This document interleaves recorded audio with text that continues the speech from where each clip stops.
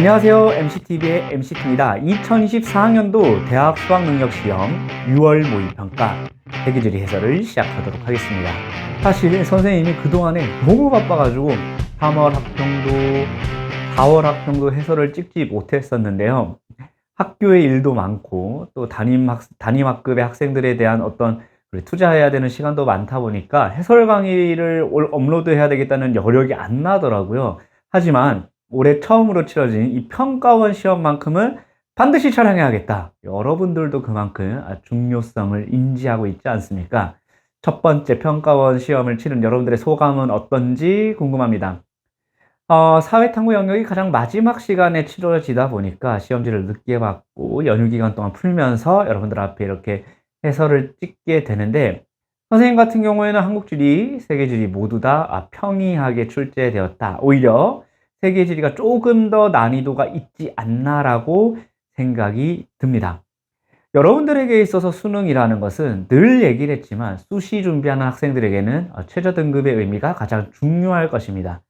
최저 등급을 맞을 때 사탐에서 1등급 또는 2등급까지만 나와줘도 국어라든지 영어, 수학 나머지 과목에서 조금 더 여유가 있지 않겠습니까?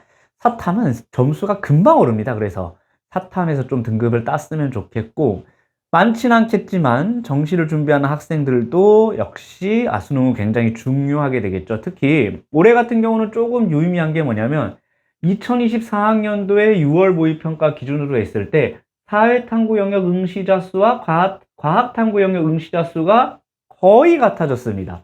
격차가 좁아진다고 했는데 지금 거의 같아진 상태거든요. 역대급으로 이공계 쏠림 현상이 심화되고 있습니다. 그리고 서울의 주요 대학들 위주로 해서 자연과학이나 공대로 지원하는 학생들도 사회탐구 영역 응시를 허용하고 있습니다. 물론 과학탐구를 응시했을 때 가산점은 있지만은 사탐 응시도 허용했기 때문에 이렇게 이공계 쏠림이 심화되는 현상 중에서 이공계 학생들이 사탐으로 들어왔을 때 생윤 같은 응시자 수가 많은 과목을 선택할 수도 있겠지만, 우리 또 지리 하면은 자연과학의 영역도 다루고 있지 않습니까? 그런 지리가 또 이공계 학생들에게 선호될 수 있는 과목이기 때문에 정시에 있어서 이공계 학생들이 사탐을 본다 하면 표준 점수가 과탐 만큼 따라가 줘야 되기 때문에 난이도가 조금 올라가지 않을까라고 예상했지만 그렇게 올라간 것 같지는 않습니다. 오히려 수시 준비하는 학생들 이 지리 영역에서 반드시 1등급 따서 국어, 수학, 영어 조금 여유 있게 등급을 맞을 수 있는 그런 초석을 마련해 줬으면 좋겠습니다. 1등급 컷은 47점으로 예상을 하고 있는데요. 그렇게 어려운 문항은 없었지만 3점짜리 문항 정도가 어려운 문제들이 한두 문제 있었기 때문에 거기에서 1등급이 갈리지 않을까 생각이 들어서 47점 정도를 예상하고 있습니다. 먼저 MCT 스픽의 세 문제를 살펴보도록 하겠습니다. 첫 번째 20번 문제가 조금 어렵지 않았나 생각이 듭니다. 남아메리카 기후, 우리에게 늘 기후 문제는 좀 어렵게 다가올 수 있죠. 그 다음에 온대기후의 지역 특성 역시 기후 문제가 되겠습니다. 13번 문제 같은 경우는 뭐 그렇게 어려운 건 아닌데 조금 낯설게 느껴질 수 있는 부분이라 13번을 픽을 해봤는데요. 이렇게 MCT 스픽의 세 문제를 뽑아봤고요. 본격적으로 1번 문제부터 해설을 들어가도록 하겠습니다. 자, 1번 문제부터 보도록 하겠습니다. 1번 문제는 고지도 문제가 나왔네요. 교사의 질문에 옳지 않은 대답을 골라보라고 합니다. 자, 첫 번째 지도 뭐죠? 바로 알-이드리시 지도입니다. 알-이드리시 지도. 알-이드리시 지도 하면은 나와야 되는 것이 여러 가지들이 있는데, 일단 종교적 색채를 띠고 있습니다. 어떤 종교죠? 그렇습니다. 이슬람 종교가 되겠고, 우리 이슬람의 성지는 어디라고 했습니까? 메카라고 얘기를 했죠. 그래서 이 메카가 지도의 한가운데 위치하게 되어 있는데, 메카가 지도의 아래쪽으로 쳐져 있는 것을 방지하기 위해서 지도를 휘가닥 뒤집었다라고 얘기를 했었어요. 그래서 지도 위쪽이 남쪽이 되겠습니다. 알-이드리시 지도였고, 자, 두 번째로 나온 지도는 뭐죠? 프톨레마이오스 지도입니다. 프톨레마이오스 지도. 우리 서양 지도 중에서 또 중요한 지도 중에 하나죠. 프톨레마이오스 지도. 프톨레마이오스 지도의 특징 몇 가지가 얘기할 수 있겠지만 경위선이 표현되어 있다라고 얘기를 했습니다. 경위선이 표현되어 있다라는 것은 결국에는 지구를 어떻게 봤다라고 볼 수 있겠습니까? 구처럼 봤다. 그래서 지구 구체설의 영향이 반영되어 있다라고 볼 수가 있겠습니다. 즉 경위선을 사용했다는 것도 도법을 활용했다라는 것도 유추를 해볼 수가 있겠죠. 첫 번째 갑 보겠습니다. 옳지 않은 거 고르는 거예요. 가는 지도의 위쪽이 남쪽입니다. 우리 남쪽이라고 지금 체크해뒀죠. 갑은 맞는 얘기고요. 을 한번 보겠습니다. 을은 가에는 이슬람교 세계관 맞죠.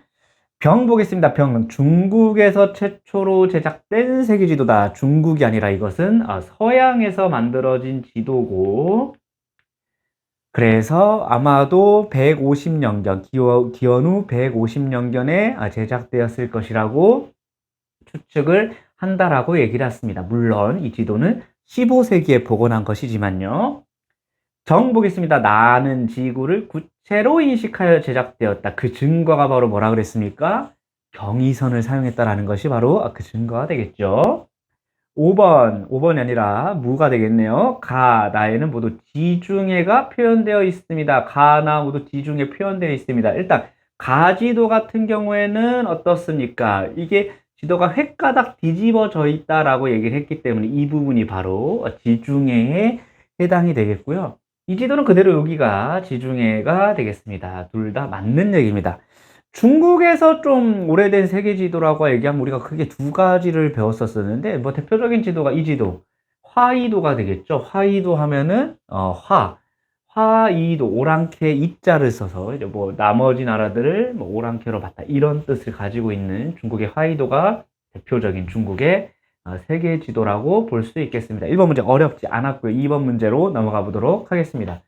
자, 2번 문제 보시면 이 문제도 조금 신선했습니다. 최근 세계지리에서 어렵게 내는 문항들 보면 경위선을 가지고 경위도를 가지고 좀 문항을 활용하는 경우들이 많은데, 사실 선생님도 1학기 중간고사 때 그 기후 지역의 경위도로 표현하는 좌표로 표현하는 문항에서 여러분들이 많이 나가 떨어졌었죠. 그렇죠? 2학년 학생들 얘기를 하는 겁니다.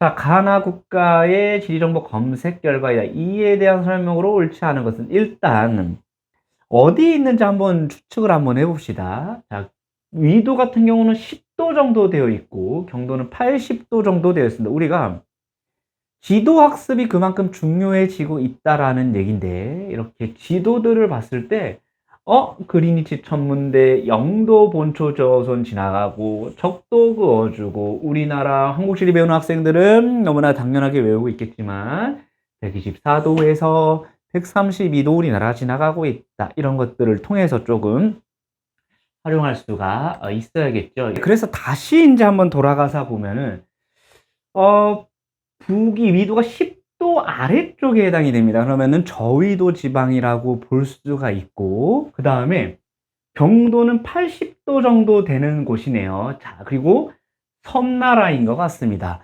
위도가 10도 정도 안 되면서 80도, 우리나라가 120도 정도 되니까 80도 부근을 지나가는 곳, 그리고 이런 모양을 하고 있는 땅들을 보면은 여기 아마 스리랑카가 아닐까라고 충분히 유추를 할 수가 있을 겁니다. 스리랑카 지역이 되겠고, 그 다음에 보면은, 자, 이번에는 위도가 좀 더 올라갑니다. 25도 정도. 그러면은 중위도 조금 못 미치는 곳인데, 우리나라가 서경 124도 부근에서 시작이 되는데, 우리나라보다 약간 서쪽에 위치하고 있습니다. 그러면은 옆에 중국 아래쪽에 위치하겠구나. 그러면 중국이랑 아래쪽에 붙어 있는 섬 바로 대만이 되겠죠.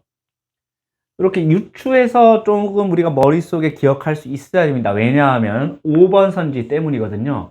가는 아프리카, 나는 오세아니아. 물론 이거를 정확하게 어느 나라인지 찝지 않더라도 동경 80도인데 아프리카다. 요렇게 생각하면 이제 조금 머리가 아파집니다. 그죠? 그리고 오세아니아인데 북반구다. 이렇게 생각할 수는 없겠죠. 그래서 정확한 나라가 아니더라도 물론 5번 선택지가 옳지 않다라는 것을 고를 수 있지만, 우리가 머릿속에 지리를 공부하는 학생들이라면은 충분히 이 정도 유추해보면은 훨씬 더 쉽게 접근할 수가 있겠죠. 1번부터 가보도록 하겠습니다.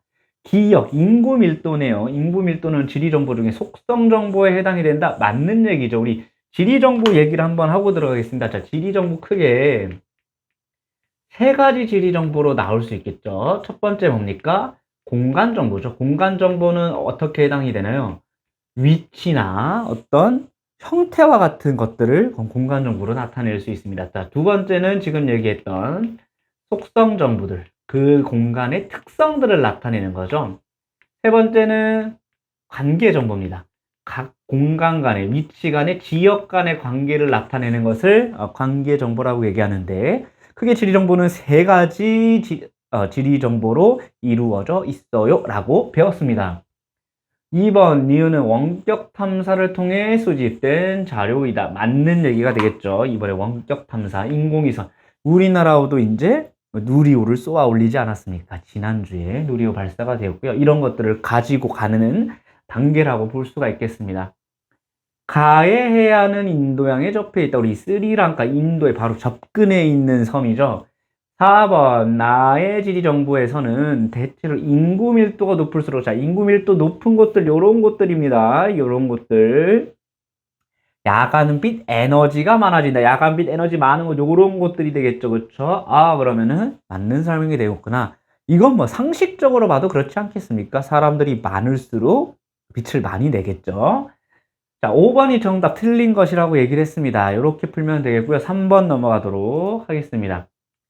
자, 이번에는 세계지리 수업 과제인데 딱 봐도 지역 브랜드가 아닌가라고 느껴질 정도로 이게 뭔가 브랜드화된 걸 볼 수가 있습니다. 첫 번째, 싱가포르 사람들의 삶 속에 녹아있는 열정. 그래서 싱가포르의 SG, 패션 메이드 파서블. 이거 굉장히 좋은 용어죠. 열정은 가능성을 만든다. 이렇게 해서 싱가포르의 지역 브랜드를 나타낼 수 있겠죠. 정답 벌써 나왔습니다. 좀 더 읽어볼까요?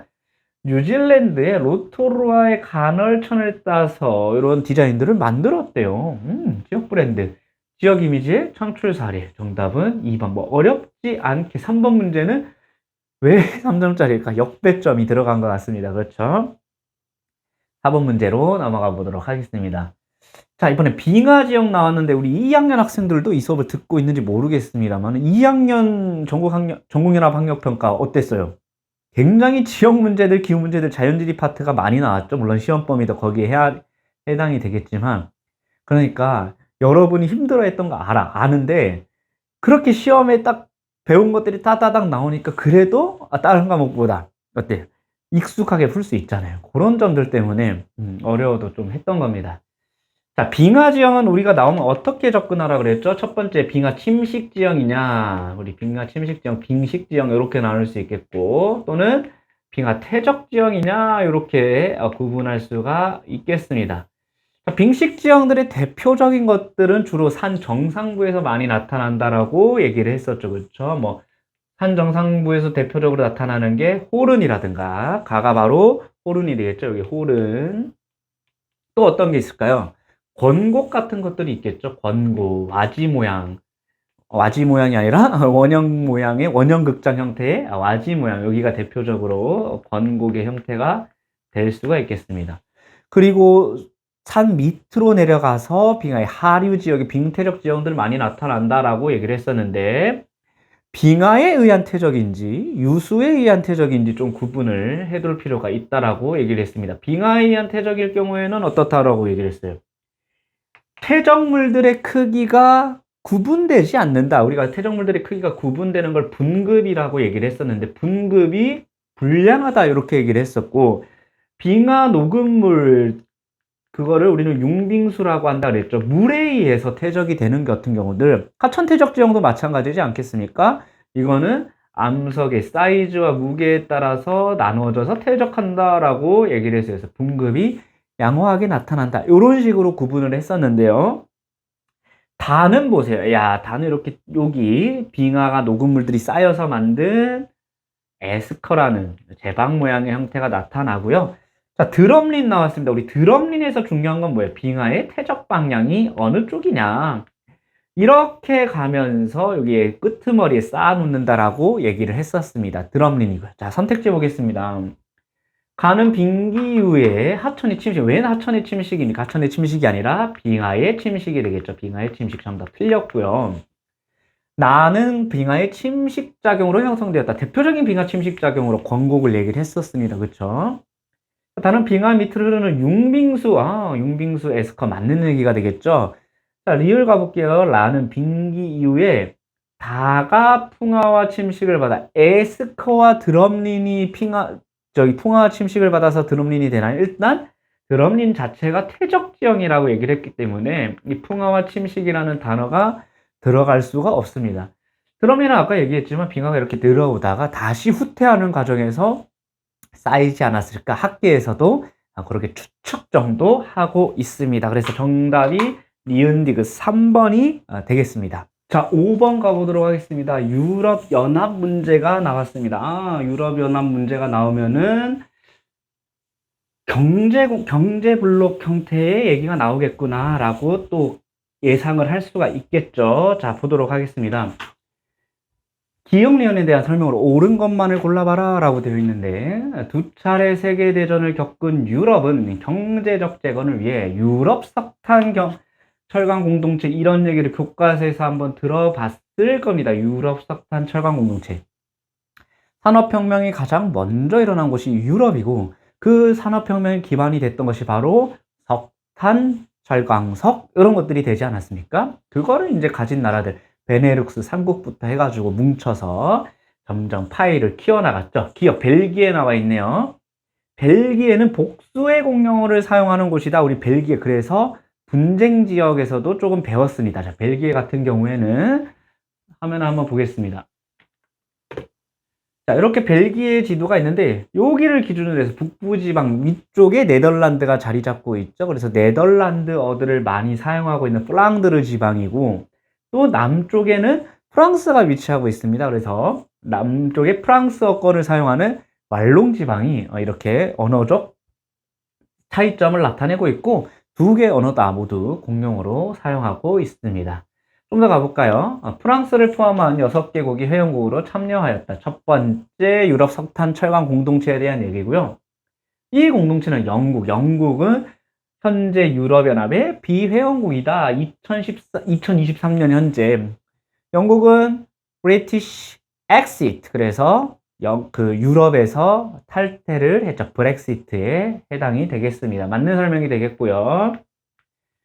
좀 더 가보겠습니다. 유럽 공동체로 확대된 후 정치 및 경제 공동체를 지향하는 유럽연합으로 이어졌다. 유럽 공동체 EC가 됐다가 유럽연합의 EU가 됐다. 이렇게 볼 수 있겠죠.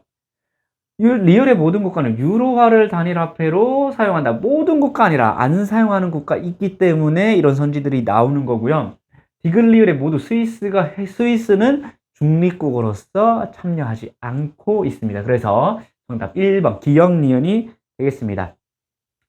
이렇게 유럽연합 같은 문제들이 출제될 때는 우리가 유럽 석탄 철강 공동체라든지, 그 다음에 이어서 나온 EC 유럽 경제 공동체라든지, 이어서 유럽 공동체, 이런 것들이 우리가 세계사 과목이 아니기 때문에 그런 순서들보다도 어떤 역할들을 하고 있는지, 이런 어떤 장소성, 언어적 특성, 그리고 경제 블록의 형성, 이런 것들을 하고 있는지 위주로 좀 보면 좋을 것 같아요.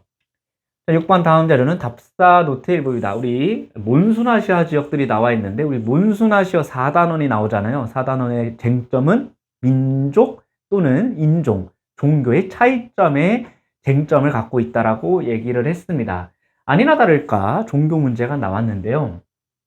지도 자료 있을 때 우리 나라 이름들부터 먼저 살펴볼까요? A는 부탄이죠. 부탄 자주 출제되는 국가는 아닙니다만 나왔고요. 미얀마 자주 출제될 수 있는 국가가 되겠습니다.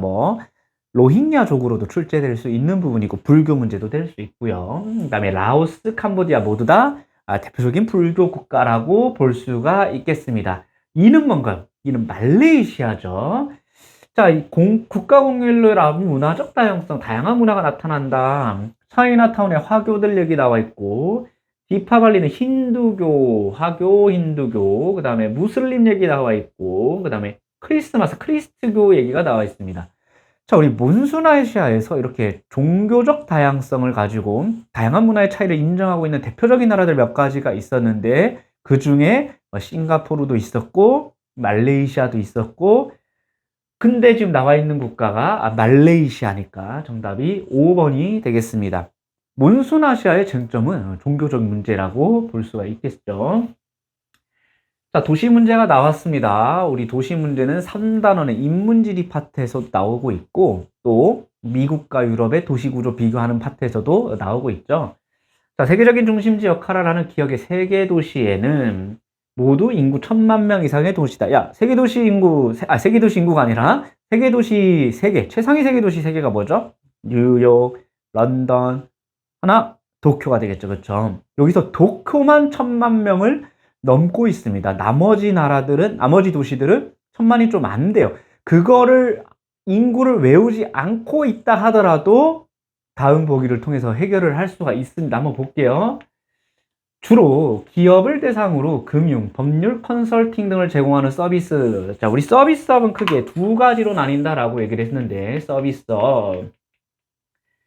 그 타겟이 중요하다 그랬죠? 고객한테 타겟이 되는 경우들, 소비자 서비스. 소비자에게 타겟이 되면은 소비자 서비스업이고, 생산자에게 서비스의 타겟이 가면은 생산자 서비스업이다. 그 생산자라는 건 결국 뭐라 그랬어요? 기업이라고 얘기를 했죠. 그러면 기업이 제공받을 수 있는 서비스들, 기업을 대상으로 금융. 왜냐면은 회사들은 돈이 많잖아요. 이 돈을 어떻게 할 거야? 예금이자나 또는 뭐 채권이나 뭐 주식이나 이런 데 투자할 수 있는 금융 서비스업들, 법률, 소송 걸리면은 법률 서비스 받아야 되겠죠. 컨설팅 이런 것들을 발달하는 거 바로 생산자 서비스업이 되겠습니다. 다음, 디귿 세계도시 체계, 세계도시 체계를 확인한 지표로 도시 간 국제 항공편 운항 횟수를 들 수 있다. 맞겠죠?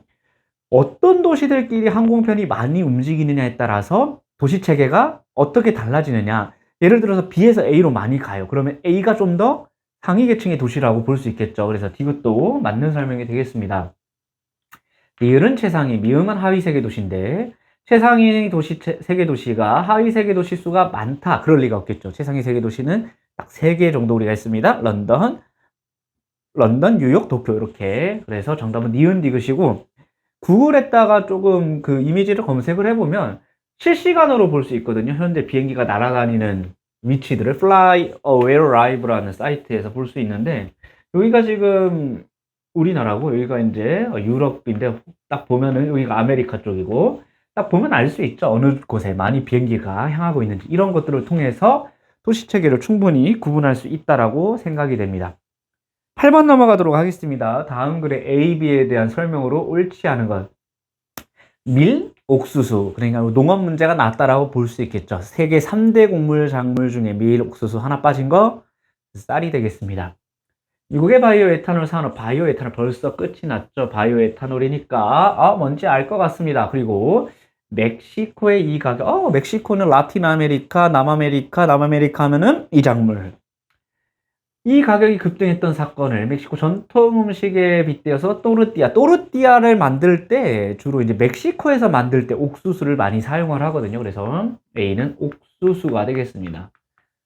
선생님이랑 함께 노래로 하면서 했을 겁니다. 옥수수는 아메리카, 쌀은 몬순아시아, 밀은 이동 많고 이런 얘기들을 했죠. 최근 러시아 우크라이나 전쟁으로 인해서 비국제 가격 폭등했다. 인도는 전통 음식 난의 재료인 비, 나는 밀로 만들었죠. 그래서 비는 밀이 되겠습니다. 여기서 또 인도 나왔다고 해서 몬순아시아는 쌀 이렇게 가면 안 됩니다. 왜냐면 밀 생산하는 그 흑토지대 바로 러시아 우크라이나에 위치하고 있다라고 설명을 드렸었어요. A의 최대 생산국, 옥수수 최대 생산국 미국이다. 맞습니다. 우리 그래서 작년에 축제할 때도 이 곡물이 많이 나는 미국산 옥수수를 가지고 팝콘을 터트리는 그런 것도 했었죠. 그러니까 지리는 모든 것이랑 다 연결될 수 있다. 이렇게 볼 수 있습니다. 자, 밀은 쌀보다 국제동에 가장 많은 작물이 밀이고요. A는 B보다 세계 생산량이 많다. 옥수수가 가장 생산량이 많습니다. 밀과 쌀은 거의 비슷비슷하다라고 볼 수 있겠습니다. B는 A보다 가축의 사료로 이용되는 비율이 높다. 가축은 옥수수입니다. 밀을 잘 안 먹여요. 그래서 옥수수의 대부분은 사람 아니라 소한테 들어간다고 보면 되겠습니다. 왜냐하면 이 옥수수에 지방이 되게 많대요. 그래서 소한테 이걸 먹이면 소가 또 살찌우고 무게 많이 나가는 소가 값도 많이 받잖아요. 그래서 옥수수 주로 사료용으로 많이 사용하고 있다. 이렇게 볼 수 있겠고요. 4번이 틀렸습니다. A는 아메리카, 옥수수 아메리카, 밀은 아시아, 어디 서남아시아에서 기원했다라고 볼 수 있겠습니다. 정답은 4번이 되겠고요. 자, 9번 문제 자원 문제가 나왔습니다. 우리 아프리카는 자원과 관련되어 있다라고 얘기를 했었죠. 한국 지리도 그렇고 세계 지리도 그렇고 지도들이 많이 출제되고 있습니다. 특히 최근에 더 많이 출제되고 있는데 그 경향성 물론 한국 지리에서 좀 더 뚜렷하게 나타납니다만은 백지도 학습 절대 게으리 하지 말아라라고 얘기를 했습니다. 우리 2학년 학생들 같은 경우에도 선생님이 늘 얘기를 했잖아요. 백지도 보고, 지리부도 보고, 백지도 채우고, 여러분들이 이미지 트레이닝을 해야 된다라고 설명을 했었어요. 아프리카입니다. 나이지리아 하면 떠오르는 거 아프리카에서 인구 1등이고 석유 생산 그러면은 여기서 석유, 여기가 나이지리아구나. 인구만 봐도 보세요. 2억 명 넘고 있습니다. 나이지리아 출산율 어마어마하다 그래서 인구 급증도 나타나고 있는 국가다라고 얘기를 했었어요. 콩고민주공화국, 구리, 코발트 이런 거 많이 난다 그랬죠. 그쵸? 구리 여기가 콩고민주공화국입니다. 줄여서 쓸게요. 콩고랑은 다른 나라죠. 아무래도 이름이 같은 이름이 들어가 있다 보니까 역사적으로 하나의 뿌리에서 출발하지 않았겠구나 유추는 할 수 있겠습니다. 보츠와나 하면 다이아몬드입니다. 다이아몬드로 성공한 나라라고 할 수 있겠죠. 다이아몬드로 피본 나라도 있지만 보츠와나 성공한 나라입니다. 다는 보츠와나. 선택지 보기부터 가겠습니다. 가는 나보다 인구 밀도가 높다. 가나 보세요. 면적은 훨씬 적은데 인구는 훨씬 많습니다. 인구 밀도 당연히 높겠지요. 보츠와나는 나이지리아보다 1인당 국내 총생산이 많다. 1인당 국내 총생산은 요거분의 요거 하면 되겠죠? 비율 보세요. 압도적으로 인구가 너무 많잖아요. 그러니까 1인당 국내 총생산 보츠와나가 더 많다라고 볼 수 있고 이거를 또 일일이 계산할 필요가 없다니까. 한눈에 보면은 보입니다. 안 보이면 어떻게 해요? 다음 선택지로 갑시다. 가나 모두 나다 모두 바다에 접해 있다. 콩고민주공화국, 보츠와나 모두 바다와는 닿여 있지가 않아요. 가는 콩고민주공화국, 가는 나이지리아가 되겠습니다. 9번 문제도 이 정도면 할 수 있지 않나? 그죠? 10번 가보도록 하겠습니다. 자, 그래프는 AD에 대한 설명인데 자원 문제가 출제됐네요. 석유, 석탄, 수력, 천연가스입니다. 나와 있는 나라는 러시아, 브라질, 인도인데요.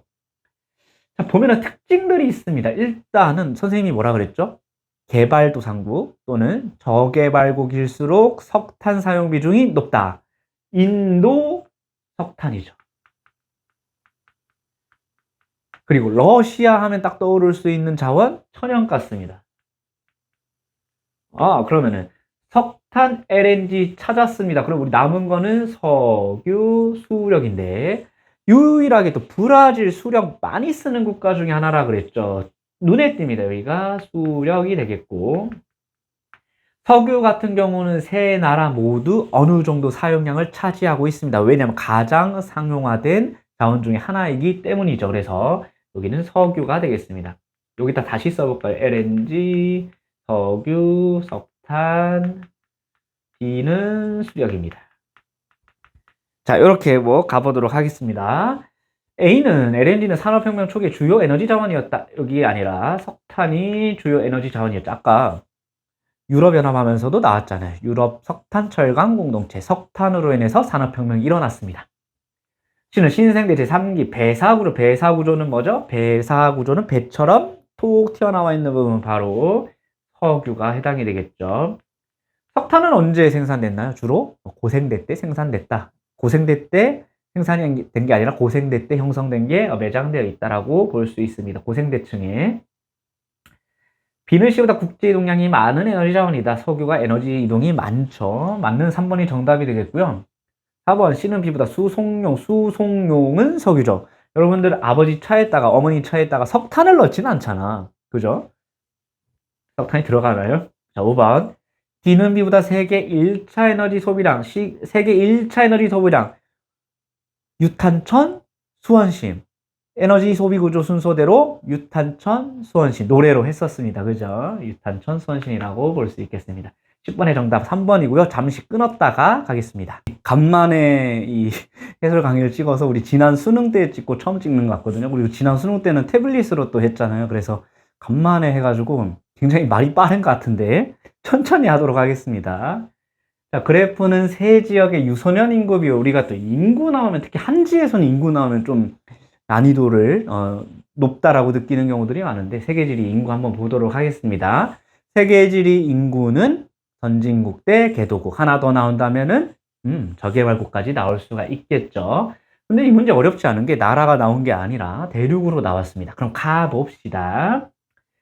1950년과 2020년이 나와 있는데 2020년 현재 지표로만 봐도 충분히 풀 수가 있을 것 같아요. 자, 65세 이상 인구 노년 비율이 가장 높고 유소년 비중이 가장 낮은 거 바로 유럽이 되지 않을까 해서 다는 유럽입니다. 맞잖아요. 그죠? 그러면은 아시아는 좀 애매하단 말이에요. 왜냐하면 아시아는 선진국도 일부 있어요. 일본, 한국, 그 다음에 싱가포르, 그리고 중국도 아직 뭐 선진국이라 하긴 애매하긴 하지만은 인구 구조에 있어서는 저출산이 나타나고 있는 추세잖아요. 하지만 아프리카는 아직도 출생률이 높고 평균 수명이 떨어진다라고 얘기를 했잖아요. 그러면 0에서 14세 인구 비율이 여전히 2020년에 높으면서 노년층 인구 비중이 가장 낮은 가가 아프리카가 됩니다. 나는 아시아겠죠. 그래서 정답이 2번이 되는 거고 어렵지 않았습니다. 12번 문제입니다. 대지형 문제인데 사실 이 대지형이 선생님도 제일 뭐라 그럴까 고충이 있는 파트거든요. 이게 너무 들어가면은 이제 말 그대로 과학탐구 영역이 지구과학이 되는 건데 그래서 선생님도 살짝 그 산맥이나 또는 어떤 대륙의 이름이나 이런 거 할 때만 살짝 가르치지 엄청 내용을 깊이 있게 하진 않는단 말이에요. 이번 6월 모의평가에서도 그 정도 수준까지 출제된 것 같습니다. 자, 참화고도는 차와 말을 교환하던 아시아의 오래된 교역로, 참화고도 하면은 이제 떠올려지는 산맥들이 있습니다. 이 길은 두 대륙판 충돌 경계에 발달한 습곡산지 뭐예요? 바로 히말라야 산맥이 되겠죠. 유라시아판 그리고 인도판이 부딪혀서 만들어진 대표적인 습곡산지, 신기 습곡산지에 해당이 됩니다. 신기 습곡산지. 카팡냐는 잉카 제국의 통신, 교역, 방어를 목적으로 건설하였다. 그런데 잉카 얘기하면 또 떠오르는 산맥이 있습니다. 그리고 쿠스코, 페루의 쿠스코를 중심으로 연결된 이 길은 바로 라틴 아메리카의 안데스 산맥이고 안데스도 바로 신기 습곡 산지라고 얘기했죠. 그래서 이 안데스 산맥을 타고 지나가는 많은 고산 도시들이 나타난다라고 얘기를 했습니다. 다음 블루리즈 파크웨이는 미국의 동부, 미국 동부 하면 또 떠오르는 산맥이 있습니다. 세계주를 연결하는 750km의 도로이다. 이 길은 석탄 매장량 풍부하다. 미국의 동부에 나타난다. 바로 에팔레치아 산맥이고 자, 석탄 매장량은 주로 고생대 때 나타난다라고 얘기를 했잖아요. 고기 습곡산지에 해당이 된다라고 볼 수 있겠습니다. 선택지 가볼까요? 자, 가는 고기 습곡산지에 해당이 된다. 오호, 고기 아니요. 히말라야는 신기 습곡 산지예요. 나는 안데스 산맥 대륙판, 남아메리카판과 나즈카판, 남아메리카판, 대륙판, 나즈카판, 해양판이 수렴해서 형성되었다. 맞는 설명. 타는 불레고리에 속한다. 불레고리는 환태평양 조산대에 속하기 때문에 미국 동부가 아니라 미국 서부에 있는 로키 산맥은 해당될 수 있겠습니다만은 정답이 아닙니다. 가는다보다 형성 시기가 이르다. 신기고 고기죠. 틀렸고요. 가는다보다 평균 해발고도가 높다. 평균 해발고도 다가 높을까요? 고기 습곡산지는 시간이 오래 지났기 때문에 침식, 풍화 이런 작용들이 잘 나타나서 많이 컴다운 됐다라고 얘기할 수가 있겠습니다. 그래서 정답은 2번이 되겠네요. 13번 보겠습니다. 세계지리 수행평가 보고서의 일부이다. 이 친구는 수행평가 보고서를 굉장히 잘 쓴 것 같습니다. 여러분들 요즘에 또 수행평가 시즌이라 막 죽으려고 하더라고요. 근데 뭐 선생님은 지리 과목에서 이렇게 수행평가로 부담 주고 싶진 않아서 나름 노력은 하고 있는데 학생들은 어떻게 느낄지 모르겠습니다만 기업, 정부, 대학이 협력하는 유럽의 첨단 클러스터, 첨단 산업 클러스터. 클러스터는 지리 영역에서 최근에 가장 관심 있어 하는 개념 중에 하나입니다. 산학연. 아니다. 이거는 기업이니까 산업, 여기는 정부, 공공기관, 여기는 이렇게 여기에 뭐 연구기관까지 들어가면은 연이 되겠습니다만은 이렇게 힘을 모아서 합쳐서 시너지를 내는 이런 기관들을 클러스터라고 얘기하는데 대표적인 클러스터도 우리 유럽에서 많이 배웠습니다만 대표적으로 가장 중요하게 다루는 곳이 뭐 프랑스 남부 지역의 소피아 앙티플라스 그리고 영국 남부 지방의 뭐 케임브리지 사이언스 파크 이런 데들이 제일 대표적인데 시스타 사이언스 시티가 나왔어요. 시스타 사이언스 시티가 어디지? 모바일 기술 등의 첨단 통신 산업, 여기가 힌트네. 발트해. 발트해 연안의 국가. 발트해가 어디야? 발트해 여기잖아요. 그러면은, 노르웨이, 스웨덴, 스톡홀름이 되겠구나. 발트해가 결정적인 힌트가 되었습니다. 그죠? 그 다음에, 다국적 기업의 본사, 지사, 연구 조직이 입지하고 뭐 이런 거 쭉 읽어보시면 되겠고요. 900개 이상 기업, 뭐 3만 명 이상의 고용 창출한다 이런 얘기들이 있는데 발트해가 대표적인 지역들이었습니다. 나머지 위치들도 한번 살펴볼까요? 오슬로가 나와 있고 아일랜드의 더블린도 나와 있고 런던 나와 있는데 유럽 산업단지에서 공부했던 순서대로 하면은 처음에 산업혁명 시기에 처음에 발달했던 유럽 산업들의 대표적인 입지들은 석탄 중심으로, 석탄 산지를 중심으로 해서 나타났고, 석탄에서 자원이 어디로 넘어갑니까? 석유로 넘어가게 되죠. 그래서 석유 산지, 즉, 바깥쪽, 해양 쪽으로 많이 다가가게 됩니다. 그러다가 첨단 산업이 발달하게 되면서 자유 입지가 나타났죠. 고급 인력들이 많이 나타나고, 어메니티가 좋은 곳에 산업이 입지하게 되는 그런 유럽의 산업 입지 변화를 아마 학습했을 겁니다. 선생님은 아직 안 가르쳤어요. 왜냐하면 우리 학교는 2학년에 그 개설이 되어 있기 때문에 그렇습니다.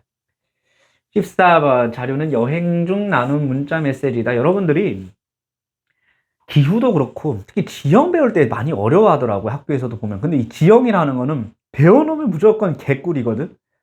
배울 때는 어렵지만 꼬아서 낼 수 있는 문제가 하나도 없어요. 그리고 세계 지리를 먼저 배우든 한국 지리를 먼저 배우든 간에 똑같습니다. 지형은.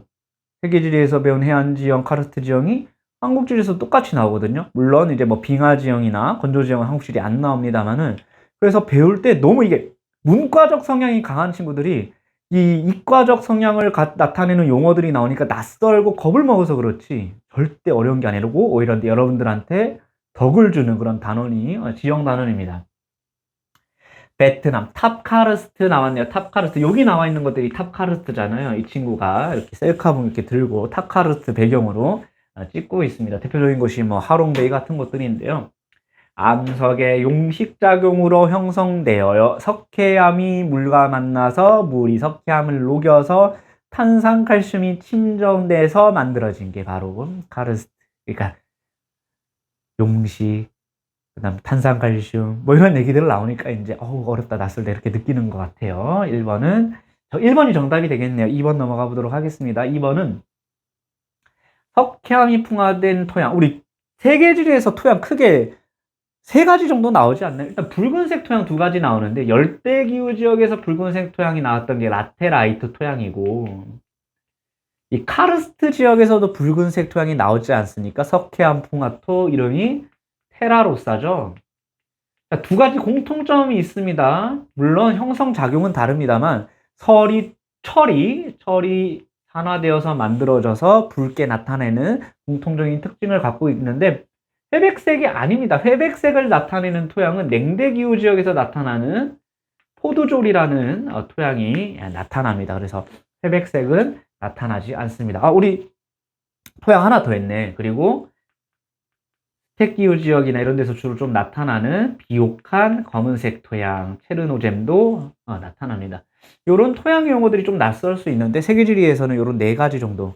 아니 근데 불평하지 마세요. 왜냐면 이 과탐하는 친구들은 뭐 수엘리벨부터 이러면서 막 그 원소 기호들도 다 외우잖아요. 근데 그런 건 안 하니까.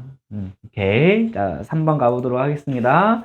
디귿은 마그마가 굳어져 형성된 지형이다. 석회 동굴이기 때문에 마그마가 굳어진 게 아니라 석회암의 용식작용으로 만들어졌다. 마그마가 굳어져서 형성된 거는 용암 동굴이 되겠죠.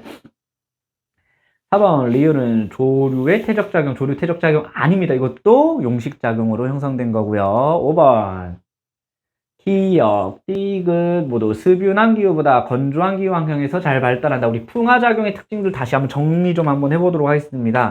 풍화는 크게 두 가지 종류가 있다라고 배웠는데, 첫 번째, 기계적 풍화라고도 하는 물리적 풍화가 있고, 물리적 풍화.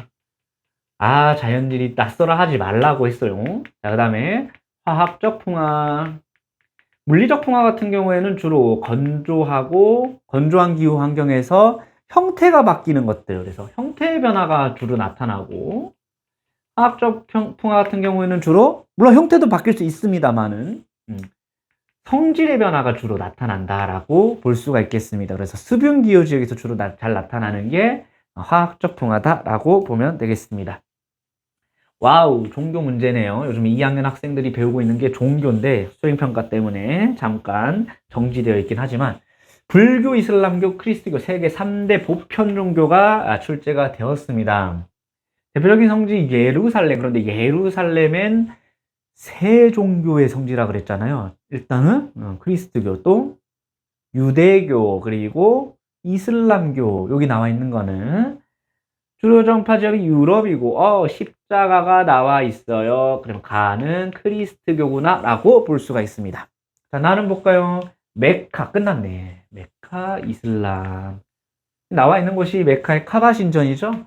자, 다 부다가야 나와 있습니다. 부처님이 열반에 다다르는 곳, 그리고 여기는 그래서 다는 불교, 그리고 아시아 되어 있습니다.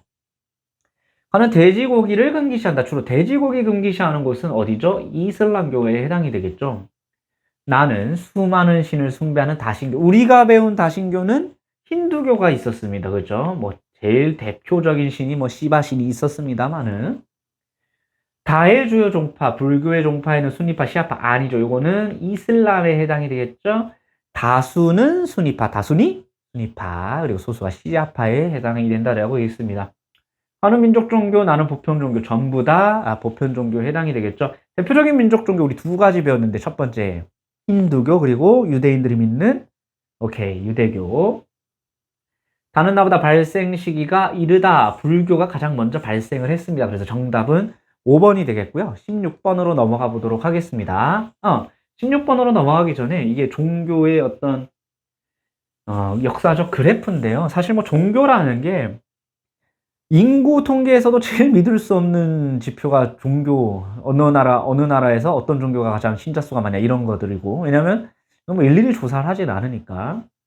그래서 힌두교, 불교는 이제 뭐 거의 같이 출발했다 이렇게 보는 그 견해들도 많고요. 불교 오래됐죠. 그 다음에 크리스트교, 이슬람교 이렇게 나와 있습니다. 크리스트교는 원래 구교로 시작됐다가 이렇게 떨어져서 분리되는 것도 얘기를 했었습니다. 16번으로 이제 넘어갈게요.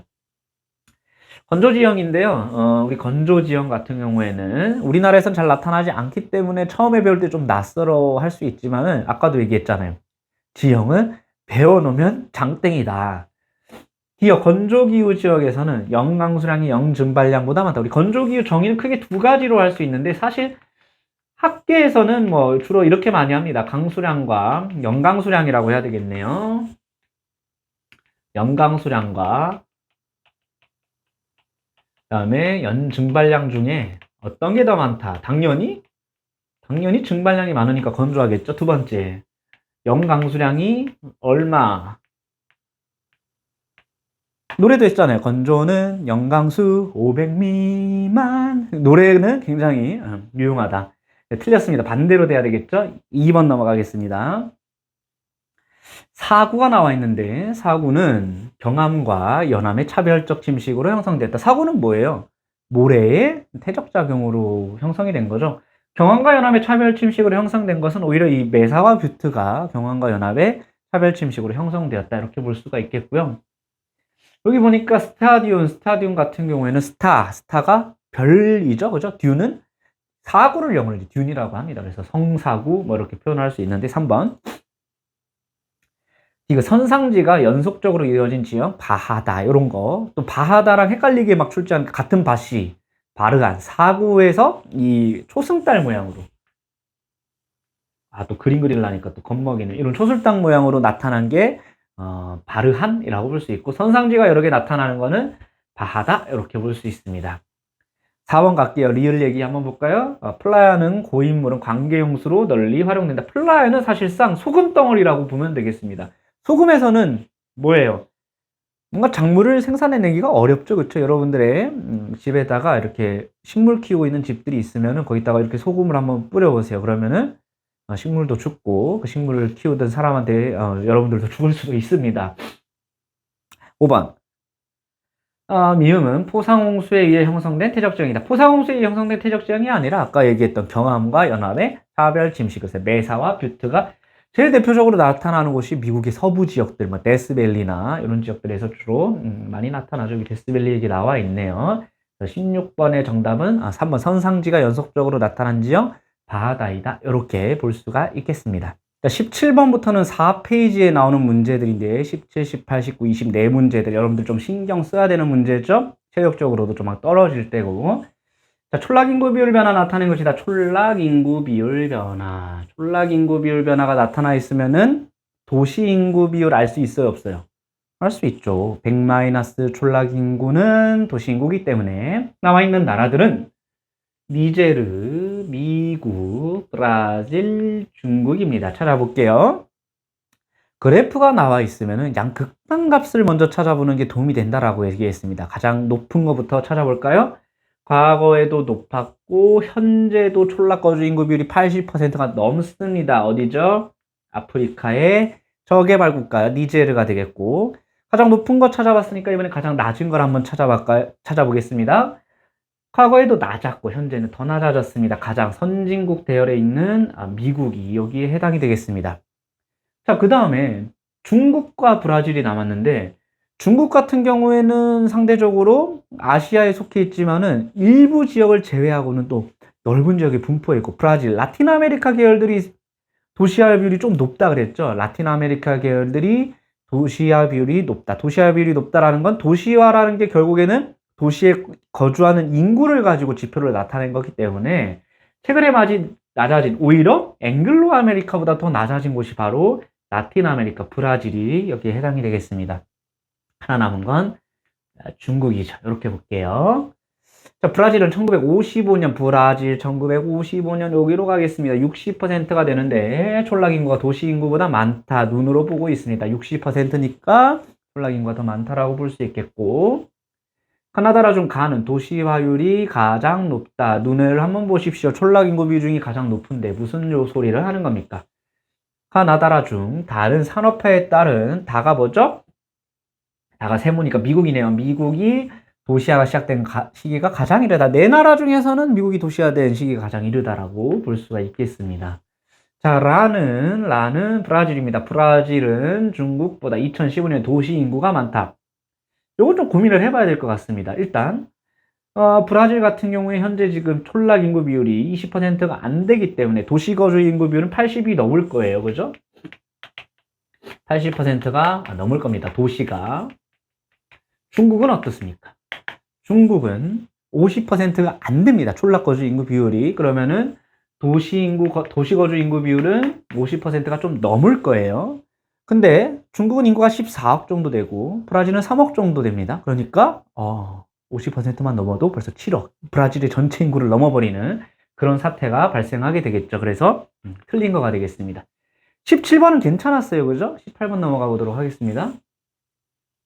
자, 이렇게 도시는 아까 인문지리 파트 3단원에서 나올 수 있고, 그 다음에 유럽과 미국의 도시 구조를 비교하는 게 나올 수 있다라고 얘기했는데, 18번 문제가 미국, 유럽을 비교하는 겁니다. 자, 왼쪽에 있는 거 가를 보니까 격자형 도로 체계망을 갖춘 5대5. 5대5가 어디 있어요? 5대5가 바로 미국에 있죠. 그럼 미국의 어느 도시겠네. 높은 스카이라인을 형성하는 고층 빌딩이다. 미국의 도시 구조들의 특징은 도심으로 갈수록 건물 층수 높이가 올라간다라고 얘기를 했습니다. 그 다음에 버제스가 발표한 동심원 구조. 우리 동심원 도시 구조도 한번 살짝 학습을 했을 텐데 사실 이 버제스라는 학자는 시카고 지역을 사례로 연구를 해서 만들어낸 게 동심원 도시 구조입니다. 그래서 시카고가 되겠고요. 나는 보이죠 벌써. 이게 에펠탑입니다. 그러니까 여기는 프랑스의 파리가 되겠고 자세히 보이는지 모르겠습니다만은 이쪽 뒤쪽으로 보면은 높은 건물들이 많이 나타나고 있죠. 에펠탑은 건물이 아니잖아요. 그냥 탑이죠. 랜드마크니까 에펠탑 높은 건물인데 이렇게 하면 안 되고요. 유럽의 도시 내구 구조는 외곽으로 갈수록 건물의 높이가 높아진다. 이렇게 보면 되겠습니다. 개선문 나와 있죠. 프랑스 파리라는 걸 알 수 있고, 궁정 박물관 등 낮은 건물 중심의 도시 중심부, 그 다음에 오스만 근대적 도시 정비 산업을 실시했다. 뭐 이런 얘기들이 나와 있습니다. 프랑스 파리 이 외곽 지역에 높은 건물들 나타나는 거 이런 것들은 뭐 라 데팡스 뭐 이렇게 얘기를 하기도 했잖아요. 선택지 가볼게요. 가는 해당 국가의 수도이다. 미국의 수도는 일단 뉴욕이 되는데, 뉴욕이 아니라 죄송합니다. 워싱턴이 되는데, 워싱턴 자체가 어떻게 5대5 연안에 있진 않죠, 그렇죠? 나의 외곽에는 라데팡스라는 업무 중심지가 있다. 아까 얘기한 라데팡스 외곽에 위치하고 있는 거 보이고 있습니다. 정답이고요. 이건 틀렸고. 가는 나보다 도시 발달의 역사가 길다. 도시 발달은 유럽이 먼저 시작했잖아요. 유럽 산업혁명 18세기 이후에 가는 북부 아메리카, 나는 유럽에 위치한다. 그래서 정답은 니은 리을 4번인가요? 네, 19번으로 넘어가 보도록 하겠습니다. 지도가 아니고 그냥 경의도만 줬습니다. 아까 선생님이 얘기했잖아요. 경도 미도 가지고 세계지리 난이도를 좀 높여보려고 한다. 왜냐면은 이제는 상향평준화가 되었다라고 얘기를 했었죠. 그러니까 출제진들 입장에서도 어느 정도의 그 변별력은 갖춰야 되는데 한계점에 도달했단 말이에요. 그러니까 경의도로 출제를 하고 있는 거고, 선생님도 저 1학기 중간고사 때 경의도를 XY 좌표처럼 표현을 해서 출제를 한 적이 있습니다만, 봅시다. 선생님이 사실 여기다가 PPT에다가는 이름을 다 써놨지만 여러분들은 모르는 상태고요. 모르는 상태에서도 충분히 가능하다는 것을 한번 풀어보도록 하겠습니다. 어떻게 접근하면 좋을까요? 일단 북반구죠? 북반구입니다. 그죠? 북반구 좀 체크를 해두고, 그 다음에 남반구고요. 남반구입니다. 북반구, 남반구를 체크해둔 이유는 뭡니까? 바로 1월과 7월에 계절이 다르기 때문이죠. 7월이 여름, 1월이 여름입니다. 1번부터 가보도록 하겠습니다. 가는 북반구, 7월보다 1월의 평균 기온이 높다. 가는 북반구이기 때문에 7월 여름인데 1월의 평균 기온이 높을 수가 없죠. 나는 남반구입니다. 태양고도 각은 8월이 10월보다 높다. 남반구는 10월, 11월, 12월 갈수록 날씨가 더워집니다. 태양고도 각이 높아지거든요. 그러니까 8월이 더 높다라는 거 아니죠. 한번 보겠습니다. 다는 7월의 계절풍의 영향을 주로 받는다. 그럼 요거는 경의도를 좀 꼼꼼히 봐야 되겠습니다. 위도를 보니까 북반구 30도에 위치하고 있습니다. 중위도 중에서는 조금 위도가 낮은 편에 속하고 충분히 어디쯤에 있는지 예측을 해볼 수가 있겠습니다. 경도를 보니까 서경 6도 정도 되네요. 그러면은 영국의 그리니치 천문대 본초 좌우선에서부터 살짝 서쪽으로 이동한 곳입니다. 그러면 7월이 되면은 아열대 고압대가 치고 올라오는 아프리카의 북부 지방에 해당이 되지 않을까 유추를 할 수 있겠죠. 계절풍의 영향이 아니라 오히려 아열대 고압대의 영향을 받는다. 계절풍의 영향을 받으려면 좀 더 위도가 올라가야 되지 않습니까? 4번 보겠습니다. 가라무도 대륙 서안에 위치한다. 가 보겠습니다. 30도, 북위 30도 부근에 위치하고 있어요. 우리나라가 북위 33도 부근이 최남단이기 때문에 우리나라보다 살짝 남쪽에 위치하고 있구나. 그러면은 경도를 봅시다.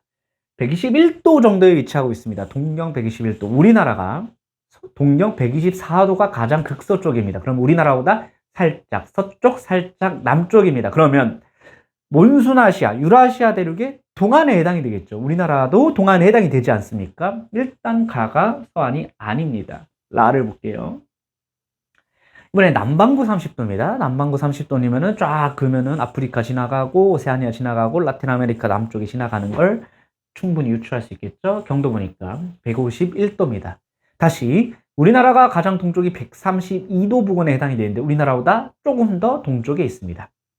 뉴질랜드가 170도 안쪽으로 들어와 있기 때문에 뉴질랜드는 아닌 것 같고, 조금 더 서쪽으로 가면은 큰 대륙이 하나 있죠.